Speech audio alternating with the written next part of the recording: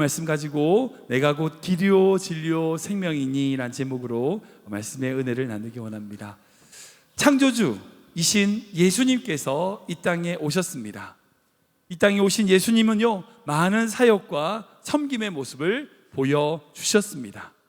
뿐만 아니라 자신의 생명을 십자가에서 모두 다 내어주셨습니다.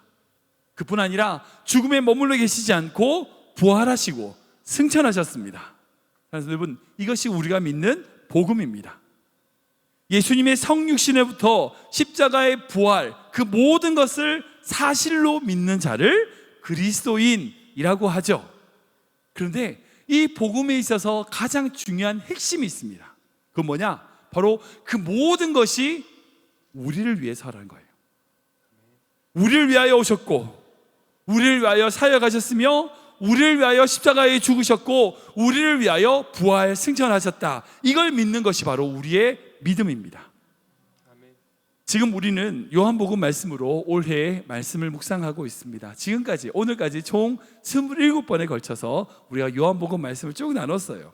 여러분, 요한복음 말씀을 하나하나 묵상하면 묵상할수록 예수님이 어떤 분인지 알면 알수록 예수님은요, 바로 우리를 위해 계시는 분이란 걸 깨닫게 됩니다. 오늘 본 말씀 보면 예수님께서 뭐라고 얘기하세요? 내가 곧 길이요 진리요 생명이다 라고 말씀하세요. 혹시 기억나시면 모르지만 제가 몇 차례 말씀드렸습니다. 요한복음을 보면 예수님께서 자기 스스로에 대하여 말씀하시는 내용이 있습니다. 총 7가지의 자기 정의가 있는데, 6장에는 나는 생명의 떡이다, 그리고 8장에는 내가 세상의 빛이다, 그리고 10장에 나는 양의 문이다, 그리고 나는 선한 목자다, 11장에 나는 부활이요 생명이다, 오늘 본문이었던 14장에 나는 길이요 진리요 생명이다, 다음 주에 나누게 15장에는 나는 참 포도나무다. 이렇게 7가지로 예수님이 내가 누구인지에 대하여 말씀하시는 것을 볼 수 있습니다. 이 말씀은요, 정말 중요한 말씀이에요. 왜냐하면 그분이 어떤 분인지 알 수 있기 때문이에요. 오늘은 이 예수님의 7가지 명제 중에 예수님께서 길과 진리와 생명이 되신다는 말씀을 함께 나누기 원합니다. 그런데 여러분, 이 말씀을 언제, 그리고 왜, 그리고 누구에게 하셨는가가 우리가 묵상할 필요가, 이제 빼주시면 돼요. 묵상할 필요가 있습니다. 2주 전에 제가 13장 말씀을 나누면서 예수님께서 제자들의 발을 씻어주시는, 세족식을 하시는 장면에 대하여 말씀을 나눴죠. 그리고 지난주에 이런 헌신과 섬김으로 서로 사랑해라, 내가 너희를 사랑한 것 같은, 그냥 표면적인 사랑이 아니라 정말 주님이 나를 사랑하신 것 같은 그런 사랑을 하라 라고 말씀하시는 것을 묵상했습니다. 즉, 예수님은 지금 자기가 십자가를 앞두고 있는 그 마지막 상황에 유언과도 같은 말씀을 제자들에게 남기신 거예요. 그 말씀이 바로 길과 진리와 생명이라는 말씀이에요. 즉, 예수님께서요, 제자들이 복음을 인하여 이 세상 가운데 박해를 받고 고난을 받으실 것을 알고 계셨어요. 그 어려움과 두려움 앞에 제자들로 하여금 두려워하지 않기 위하여, 그들이 그 모든 것을 이겨내기 위하여 믿음을 주시기 원했습니다. 그리고 그 믿음 속에서 영원한 생명의 길을 걸어가라 라고 당부하셨어요. 근데 그 말씀을 듣고 있던 제자 중에 하나 있던 도마가 이렇게 묻습니다. 그리고 5절 말씀 볼까요? 시작. 도마가 이르되 주여, 주께서 어디로 가시는지 우리가 알지 못하거늘 그 길을 어찌 알겠사옵나이까? 도마가 이렇게 물어요. 예수님, 우리가 주님을 믿고 믿고 따라가겠습니다. 근데 어디로 가는지 우리 몰라요. 어떻게 가요? 라는 묻는 거예요. 그때 예수님이 하셨던 대답이 바로 6절 말씀입니다. 다시 한번 6절 말씀 볼까요? 시작. 예수께서 이르시되 내가 곧 길이요 진리요 생명이니 나로 말미암지 않고는 아버지께로 올 자가 없느니라. 아멘, 아멘. 이렇게 말씀하신 거죠. 좀 어려운 한자를 좀 쓰자면 조문도 석사가이라고 하는 문장이 있습니다. 이게 논어에 쓰인 2인편이라는 구절인데요, 이 무슨 뜻이냐면 아침에 도를 듣고 깨우친다면 저녁에 죽어도 좋다는 공자의 이야기입니다. 여러분, 동양 사상, 동양 철학에서는요, 사람이 사는 방법을 도, 즉 길이라고 했습니다. 인간이 마땅히 걸어야 될 길이 있다는 거죠. 그리고 그 길을 안다면, 그 길을 깨닫는다면, 아침에 그것을 깨닫는다면 저녁에 죽어도 좋다는 거예요. 정말 바른 길을 걸을 수 있고 그 길이 정확하다면 그 모든 길을 걸어갈 수 있다는 거예요. 여러분, 그래서 동양의 모든 사상은, 가치관에는 길에 초점을 둡니다. 솔직히 우리 인생에 정답이 없죠. 어느 길이 정답입니까? 여러분, 그 길이 정답인지 아시는 길이 있으세요? 우리 인간의 길은요, 어떤 게 정답이 아니에요. 그래서 인생은 힘든 것 같아요. 정답이 없는 길을 찾아서 걸어야 되니까. 누군가에게는요, 이 길이 맞아요. 근데 누군가는 저 길이 맞아요. 모든 사람에게 공통적으로 이 길이다라고 말할 수 있는 게 없어요. 내 생각에 이게 맞는 것 같아서 갔다가 오히려 뒤돌아보니 영 엉뚱한 길로 왔던 경험들 해보셨을 거예요. 자기의 판단, 자기의 생각으로 열심히 걸었지만 전혀 엉뚱한 길을 걸었던 그런 마음 가져보셨을 겁니다. 그런데 동양 사상에서는 이 길이란 것에 집중했다면 서양 사상, 서양 철학에는요, 길이 아니라 법칙, 진리를 찾으려고 했어요. 즉, 인간이 바르게 살기 위해서 필요한 법칙과 진리가 있고 그 진리를 부단히 찾는 노력을 했습니다. 그 중에 대표적인 것이 고대 스콜라 철학이라고 할 수 있어요. 스콜라 철학의 대표자였던 아리스토텔레스는요, 행복론이라고 하는 그 책에서 인간을 궁극적으로 이롭게 할 수 있는 궁극적인 법칙, 그것이 바로 최고의 선이다, 진리가 있다는 거예요. 그 진리를 추구하는 것이 인간이 가지는 마음이다.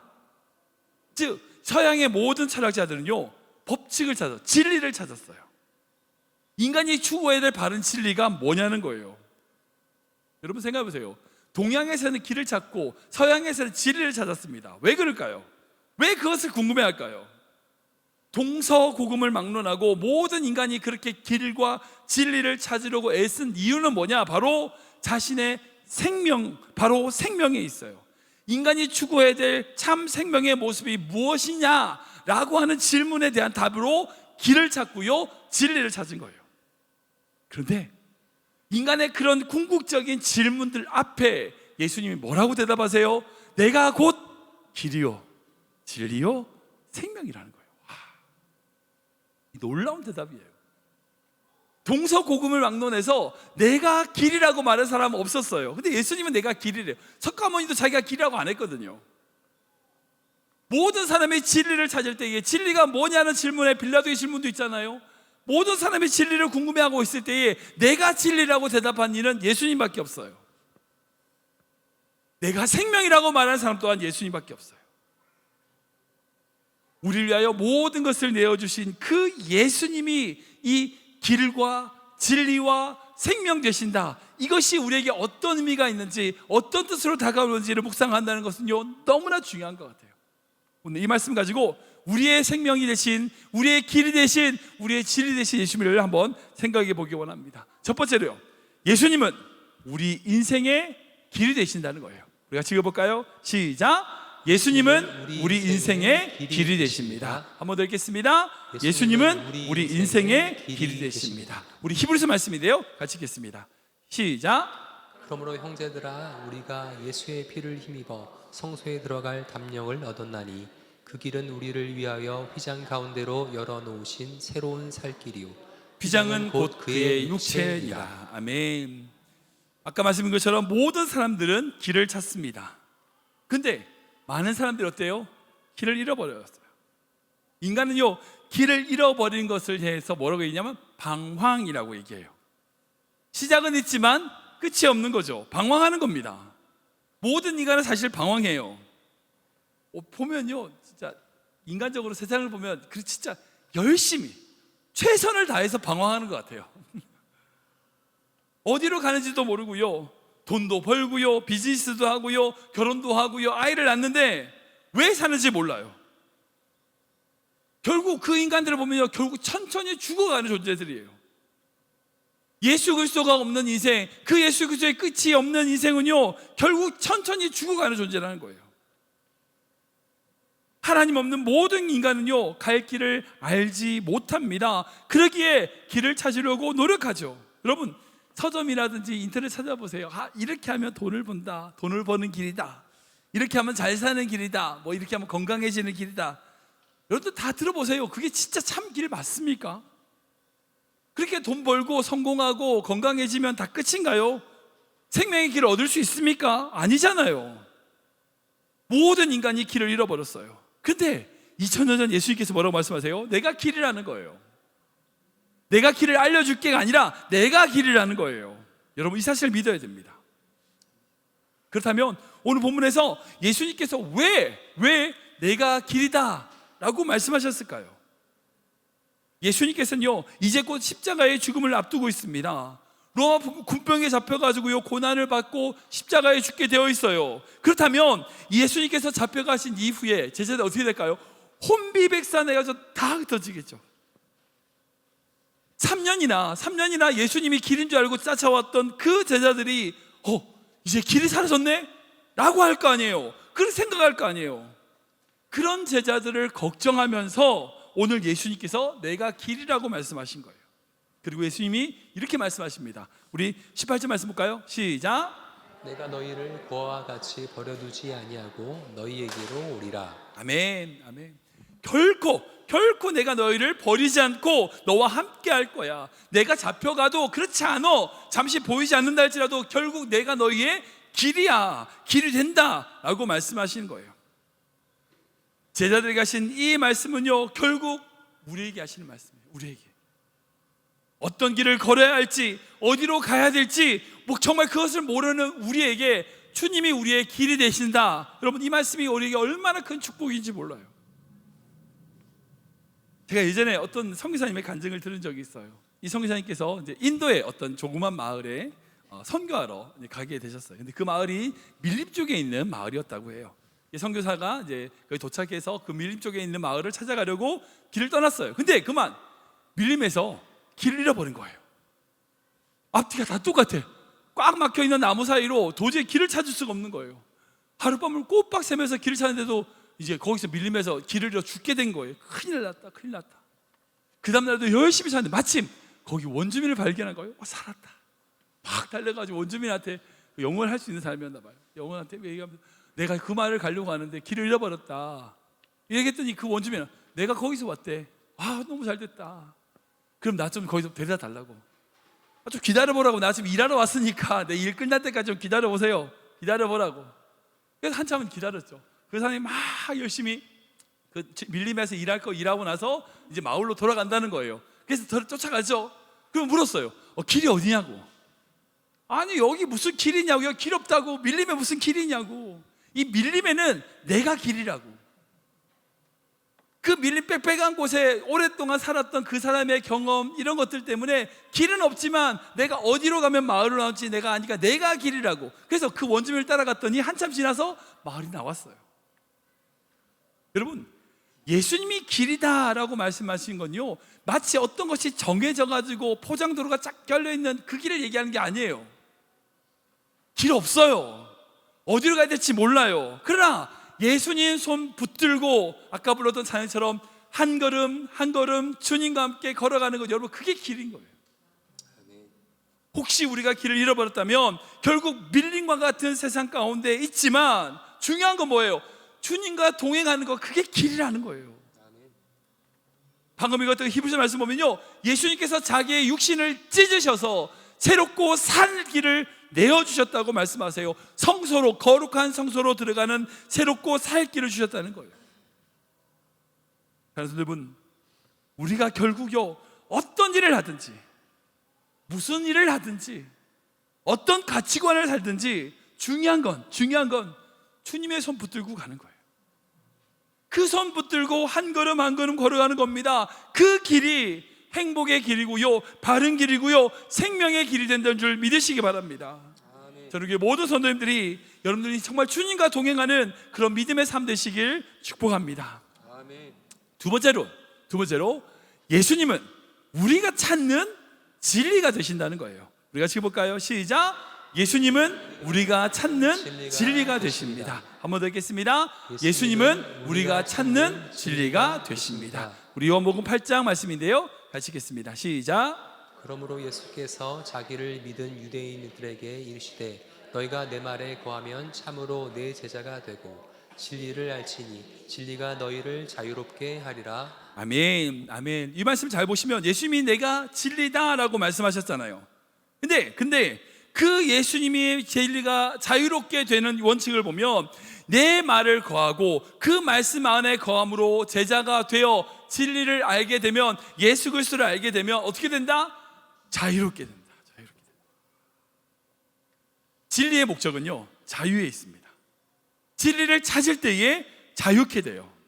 근데 그 자유는요, 결코 공짜가 아니에요. 공짜가 아니에요.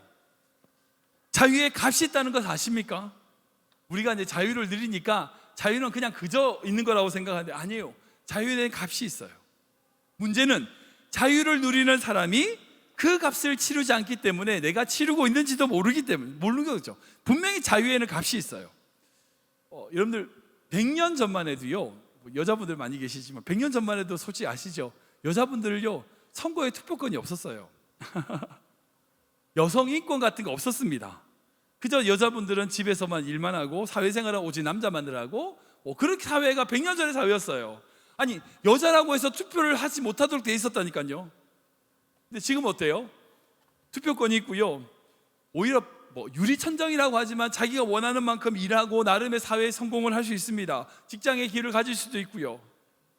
오히려 요즘 더 역전돼가지고 오히려 남자분들보다 여자분들이 더 센 것 같아요.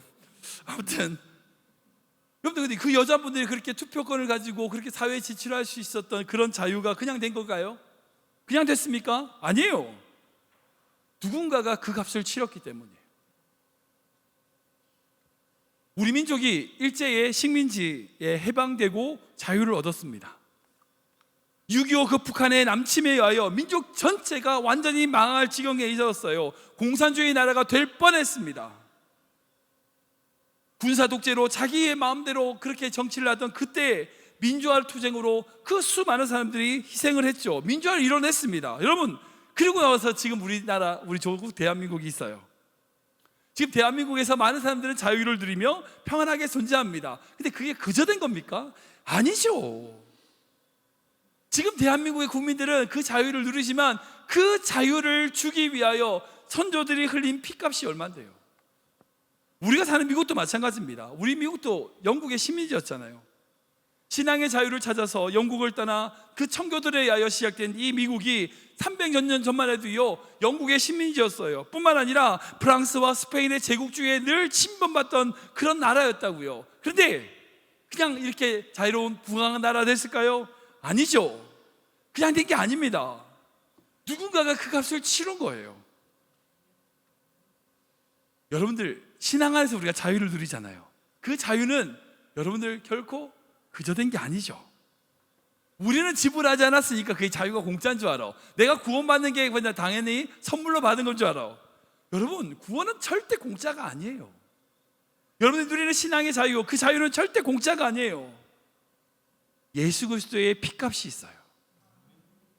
그분의 희생과 십자가와 헌신이 있기 때문에 우리가 그걸 누리는 거죠. 그러니까 진리가 자유케 한다고 했을 때 그 진리는 다른 말이 아니라 우리를 자유케 하기 위하여 자기의 모든 값을 치르신 예수 그리스도의 피값이 있다는 거예요.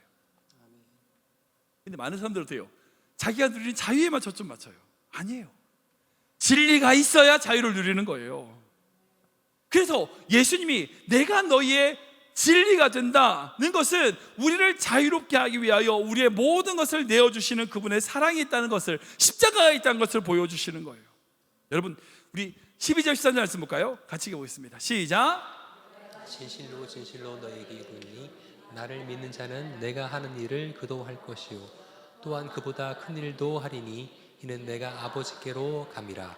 너희가 내 이름으로 무엇을 구하든지 내가 행하리니 이는 아버지로 하여금 아들로 말미암아 영광을 받으시게 하려 함이라. 아멘. 다시 이 말씀 보면 좀 의아합니다. 어떻게 우리가 예수님보다 큰 일을 해요? 말도 안 되죠. 죄인인 인간이 어떻게 예수님보다 더 큰 일을 해요? 말이 안 되는 것 같아요. 근데 가능해요. 가능해요. 왜 그럴까요? 왜 그럴까요? 우리를 위하여 자기의 십자가로서 우리의 모든 죄를 사하신 그 예수님의 사랑과 은혜와 진리가 있기에, 우리의 모든 죄값을 지불하셨기에 우리가 그 예수님을 믿는다면 그 믿음 안에서 어떻게 된다고요? 주님보다 더 큰 일, 성령과 함께 더 놀라운 일을 주님과 함께 이루어 나갈 거라는 거예요. 그저 우리의 죄 문제로 허덕이는 인생이 아니라 주님과 함께 더 놀라운 위대한 일을 이루는 성도들로 하나님이 부르신다는 거예요. 여러분, 이게 얼마나 놀라운 일입니까? 얼마나 감사한 일이에요. 우리를 통해서 영광을 받으시겠대요.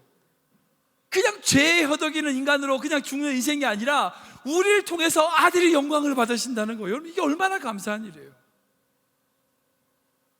여러분, 뿐만 아니라 이건요, 주님께서 내가 너희를 통해서 영광을 받을 거야 라는 주님의 의지가 담긴 말씀이에요. 절대 예수님은요 우리를 가만히 안 두실 거예요.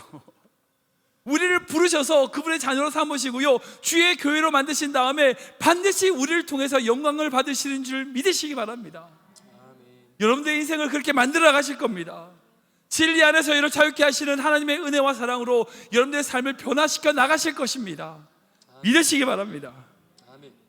세 번째로요, 예수님은 우리 오늘 살아갈 생명이 되신다는 거예요. 같이 볼까요? 시작. 예수님은 오늘을 살아갈 생명이 되십니다. 한 번 더 읽겠습니다. 예수님은 오늘을 살아갈 생명이 되십니다. 요한복음 말씀인데요, 같이 읽겠습니다. 시작.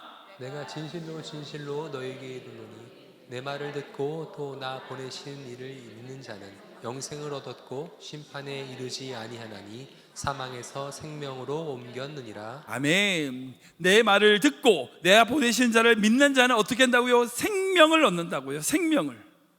예수님께서는 자기에 대하여 생명이란 말을 여러 번 하셨습니다.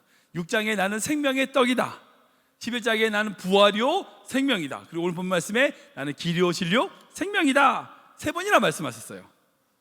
근데 여기 나오는 생명이란 단어는요 헬라어로 두 가지가 있는데, 하나는 비오스란 단어가 있고 조에란 단어가 있어요. 생명이라는 헬라어가 두 가지가 있는데, 비오스는요 기본적인 물질적인 생명을 뜻합니다. 그러니까 태어나서 먹고 자라고 성장하는 그 모든 동물들이 가진, 식물들이 가지는 생명이 바로 비오스예요. 그러니까 하나님이 창조하신 생명이 바로 이 비오스인 거죠. 그래서 이 비오스에서 파생된 단어가 바로 생물학의 바이올로지가 이 비오스에서 나온 단어입니다. 근데 또 다른 생명이 있어요. 그럼 바로 조회라는 단어입니다. 이 조회라는 생명은요 단순한 육신의 건강, 외형적인 생명, 이게 아니라 우리 안에 있는 영원의 생명, 즉 영생을 의미합니다. 앞에 말씀드린 것처럼 지금 예수님은 어때요? 십자가를 앞두고 있습니다. 죽음을 앞두고 있어요. 그 예수님께서 십자가를 지신 후 죽게 되면요 제자들이 겪게 될 그 혼란과 두려움, 걱정과 근심이 있어요. 그것을 대비하여 주님이 뭐라고 하시냐면, 내가 죽지만 죽는다 안 죽는다? 안 죽는다 라고 말씀하세요. 우리 19절 말씀 볼까요? 같이 읽겠습니다. 시작. 조금 있으면 세상은 다시 나를 보지 못할 것이로되 너희는 나를 보리니 이는 내가 살아있고 너희도 살아있겠음이라. 아멘. 이 사실 이게 말이 안 돼요. 세상 사람들은 더 못 보는데 너는 살았고 난 보고 살아있고. 예수님이 분명히 십자가에 죽으셨어요. 부활하셨지만 반드시 그 죽음이라고 하는 관문을 통과할 수밖에 없습니다. 그럼에도 불구하고 예수님의 그 조회는 있어요? 없어졌어요? 안 없어졌어요? 안 없어졌어요. 그 십자가의 죽음이 그 조회에는 영향을 줄 수 없습니다. 영원히 살아계시는 거예요. 우리에게 이 믿음이 있어야 됩니다. 세상에 어떤 두려움이 있다 할지라도요, 어떤 걱정이 있다 할지라도요, 근심이 있어도요, 여러분 우리 안에 있는 그 조회의 생명은 결코 무너지지 않아요. 영향을 줄 수가 없어요. 저는 모든 성도님들이 이 영원한 생명 조회를 통하여 하나님께 영광을 돌리며 기뻐하며 오늘을 살아가는 귀한 성도들 되시길 축원합니다. 우리가 오늘을 살아갈 힘은요 밥을 많이 먹어서도 아니고요, 돈을 많이 벌어서도 아니고요, 학위를 받아서도 아니고요, 남자친구가 있고 여자친구가 있어서도 아니에요. 우리에게 조회가 있기 때문이에요. 지금도 살아계신 그 예수 그리스도와 교제하며 그 생명 안에 머물고 있기 때문에 우리가 하나님 안에 살아가는 줄 믿으시기 바랍니다. 여러분, 모든 성도님들이 그 사망에서 생명을 옮기신 그 조회의 생명으로 주님과 동행하는 귀한 믿음의 성도 되시길 축원합니다. 네, 말씀을 정리하겠습니다. 일본 작가 다카사 히로시라고 하는 분의 책 수필이 있는데, 노인에게 길을 물어도 좋아라고 하는 수필집에 나오는 짧은 이야기가 있어요. 어떤 길을 가는 나그네가 있었습니다. 땅거미가 올라오는 그런 저녁나절, 동네에서 소를 몰고 나온 어떤 노인에게 이 나그네가 길을 물었어요. 어느 마을로 가는데 알려주세요. 그때 그 노인은요, 길을 안내하는 대신 혹시 배고프세요? 보아하니 나그네 같은데 잘 데가 없는군요. 우리 집에 갑시다 라고 얘기했어요. 그 노인은 진짜 바른 길을 안내한 거죠. 이 경우는요, 그 노인 자체가 길이 된 거예요. 나그네가 물었던 것은 뭐예요? 결국은 자기가 쉴 수 있는 작은 처소, 자기는 자리를 찾는 거였던 거였죠. 근데 그 노인은 그 길을 묻는 자에게 길을 알려주는 것이 아니라 우리 집으로 갑시다 라고 얘기합니다. 근데 이게 진짜 그 사람이 원하는 길이에요. 이런 수필이 있습니다. 여러분, 우리가 이 세상을 살면서요, 바른 길을 찾아야 돼요. 바른 길 찾으려고 애쓰죠.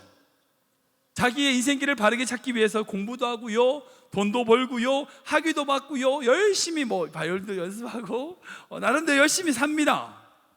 근데 그게 우리 본질적인 길일까요? 그 길로 가면 되는 걸까요? 예수님께서 우리에게 그런 추상적인 길이 아닌 본질적인 길을 보여주신 거예요. 내가 길이라는 거예요. 내 안에 거하라는 거예요. 나와 함께 머물라는 거예요. 여러분, 그게 진짜 길이에요. 물론 우리가 추구해야 될 길이 있죠. 그러나 그 속에서 본질적으로 추구해야 될 길은 바로 주님 안에 머무는 거예요. 예수님이 내가 길이요 진리요 생명이다 라고 말씀하신 이후에 이렇게 말씀하십니다. 우리 26절 27절 말씀 읽겠습니다. 시작.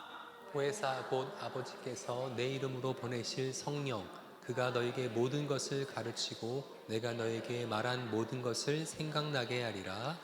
다음 절요. 시작. 평안을 너에게 끼치노니 곧 나의 평안을 너에게 주라. 내가 너희에게 주는 것은 세상이 주는 것과 같이 아니하니라. 너희는 마음에 근심하지도 말고 두려워하지도 말라. 아멘, 아멘. 예수님께서 내가 길이요 진리요 생명이라고 말씀하신 이후에 이렇게 말씀하세요. 뭐냐? 내가 십자가에 지고 너를 떠나가겠지만 결국 남겨진 그 제자들에게 두 가지를 주시겠다는 거예요. 첫 번째는요, 보혜사 곧 성령, 하나님의 영이 성령께서 오셔서 너희들에게 가르치고 주님의 말씀을 생각나게 할 거라는 거예요. 그리고 또 한 가지는 뭐예요? 세상이 줄 수도 없고 세상이 알 수도 없는 평안을 주시겠다는 거예요. 솔직히 예수님이 잡히신 이후에 제자 어떻게 돼요? 다 도망갔어요. 예수님 잡히시자 제자들 다 도망갔습니다. 베드로는 부인까지 했어요. 아니, 저주까지 했다고요.